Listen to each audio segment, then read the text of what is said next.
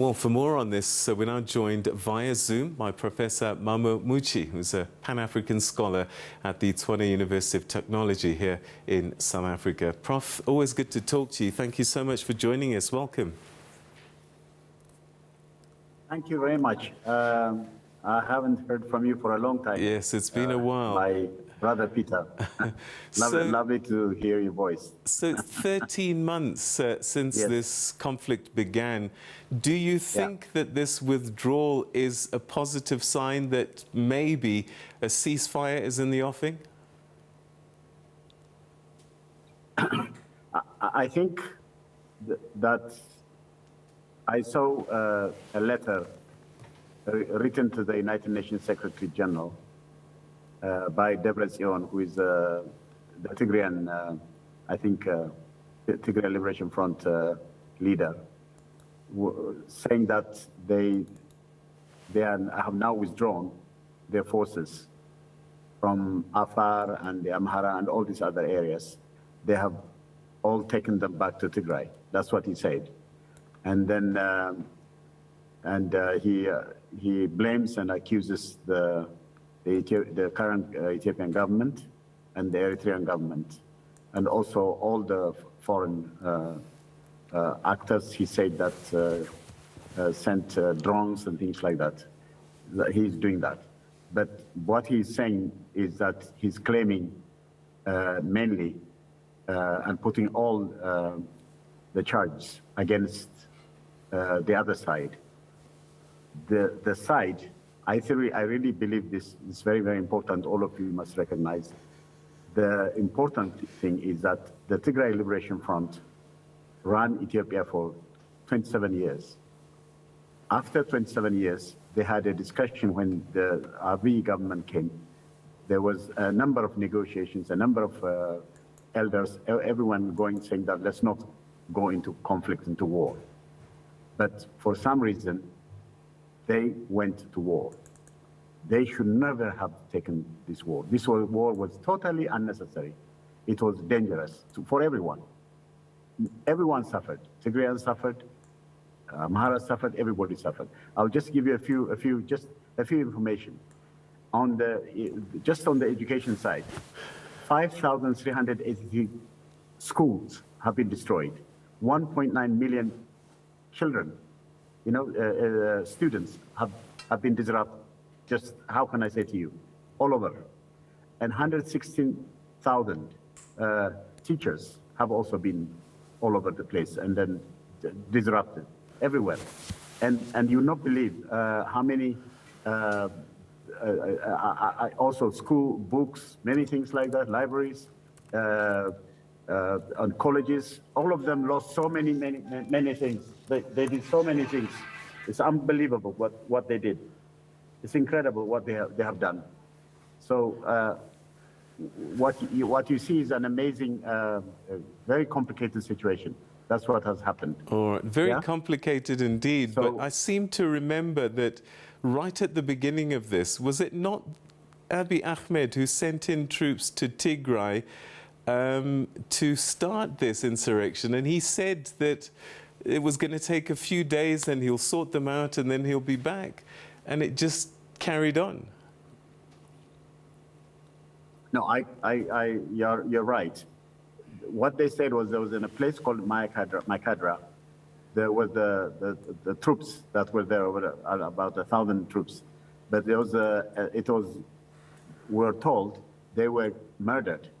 I mean, that was over 700 of them were murdered. That's what they said. They come from the Amhara area. That's what they said. And then what Abiy said was that when the troops were killed, he said he needed to go. He said he went. And then, as you rightly said it, he said he's going to make it short. But it didn't happen like that. It took more time. All right? Even in June, he withdrew. And expecting, we thought, when he did this, the Tigray People's Liberation Front will also follow. And a peaceful dialogue might have come, but nothing like that came. All right, so perhaps what happened, the war continued. The question I'm asking you is, who started this? Because you're suggesting that the Tigrayans should not have gone to war. but maybe I'm remembering the situation wrong. I remember the Ethiopian troops going into Tigray. Can I just say to you? Yeah. Don't call it the Ethiopian troops going to Tigray. Okay. Tigray is also Ethiopia. The federal troops going into Tigray. Yes, maybe Addis troops. Okay, Addis troops going to Ethiopia, yes. But can I just say to you, the federal army troops that were supposed to protect Tigray were murdered. And who murdered them? What we're told is that it is the TPLF forces that did it. And how did they do it? They say they use this ethnic horrible thing that has been imposed on Ethiopia. Then when this happened, Abiy was forced from negotiation, he went into the war side. That is what right. We heard. So you're saying that is the thing. So the you're key saying thing is, the thing that provoked him to go is the killing of the soldiers. All right. So the TPLF, it sparked this current conflict, you're saying. So in recent weeks, Prime Minister Abiy Ahmed led the army to the front line after the Tigrayans had crossed the border into Amhara and Afar. And would you say that this withdrawal is because of the fighting back by the federal troops, or are there other forces at play that has sort of encouraged the Tigrayans to withdraw? I think that what it looks like is that from the government side, from the federal army side, they are reporting, saying that they are now doing very successfully. They are achieving victory. That's what they were saying. It is possible that because of this victory, maybe the Tigray People's Liberation Front may be saying that let's retreat and reorganize ourselves and fight back. Maybe they're thinking like that. I have no idea. But the situation might be because the federal army is now I think very strategic, and they are really fighting very strongly, and that is true because in all the areas, you remember Lalibela, all these areas, Kombolcha, all these areas where the Tigrayan lives, Dese and in all these areas, now they have left. The Tigrayan, they have left before Debretsion announced that to the United Nations General Secretary wrote a letter saying that we're going to withdraw to Tigray. Now the question now is, Tigray is part of Ethiopia. It's the origin of Ethiopia.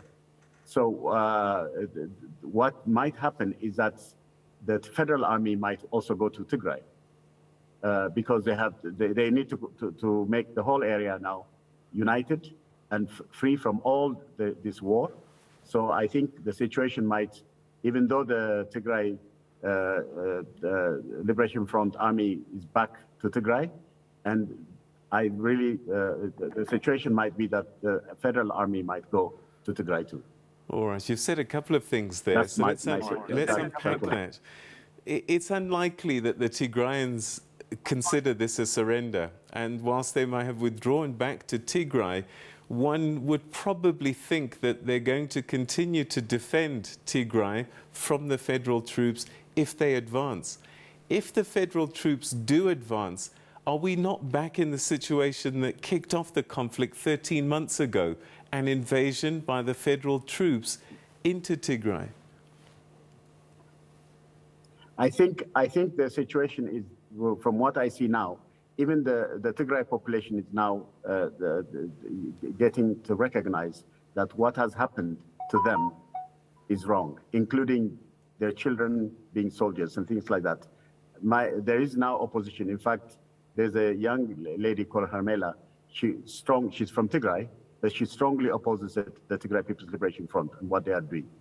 And now I also see a lot of people who have been protesting, who are originally from Tigray also, are beginning. So my impression is that this war must end completely. Completely must end. I think that Tigray People's Liberation Front must eventually surrender. Until they surrender, the federal army will have to continue, because the unity of Ethiopia has been at risk. That unity has to be recaptured and redone. All right. And that can only be done when all these ethnic politicians are also handled very systematically. And we need to remove this ethnic apartheid. We need to have the no more ethnic apartheid colonial system in Africa at all. This is a serious thing. It's all of us. It includes all of us here. That's what we should do. All right. I'm hearing the language that you're using. We should finish it. We should finish this war. I can hear the language that you're using, and what you're suggesting is that Addis Ababa should go in, take over Mekele, recapture Mekele, and force the Tigrayan People's Liberation Front to surrender. These are the words that you've used. This sounds like war carrying on. This doesn't sound like finding a way to peace. Wouldn't the prudent thing be, once the Tigrayans have withdrawn and gone back to Mekele, that Addis and Mekele sit down and negotiate and find a peaceful solution going forward? Because it's unlikely that a military solution will end this. No, I'm not suggesting a military solution. I'm simply saying that the way the situation has been taking place, the way if the war has been started, as has been claimed by the killing of the armed forces in Makadra, and if it has like that, they started it, and then when the federal army also withdrew from Mekele, they went to war and killed so many people. And as I just told you, even the University of Warlow was destroyed. Literally, many things have happened, and many people have been disrupted. You will not believe the number of people, even the children who have become motherless and fatherless because of all this war. What we need now is also Tigray. Tigray also needs to be freed from the Tigray People's Liberation Front. It is not representing the interests of the people of Tigray too. What they have done by doing this war, by starting this war, continuing this war, and continuing after 27 years, they want to continue having political power. All this is wrong. This is anti-African. In Africa, we need really, really leadership, quality institutions, all right? Governance systems that are really democratic systems, things like that we need to have. And this is not what we saw. Because we didn't see this, what should happen now is that the Tigray People's Liberation Front should really either apologize genuinely and say we made a big mistake. They should be saying that instead of claiming anything for all these killings that have happened, millions of people suffering. Or they do that, then the negotiation should take place. If they do not apologize and do anything, they continue, the negotiation doesn't make sense. All right. Professor Muchie, we're going to have to leave it there. Thank you so much. Your insights always greatly appreciated. Thank you for your time. Thank you so much. I really love to hear you again. Thank you. Thank you so much. Thank you so much.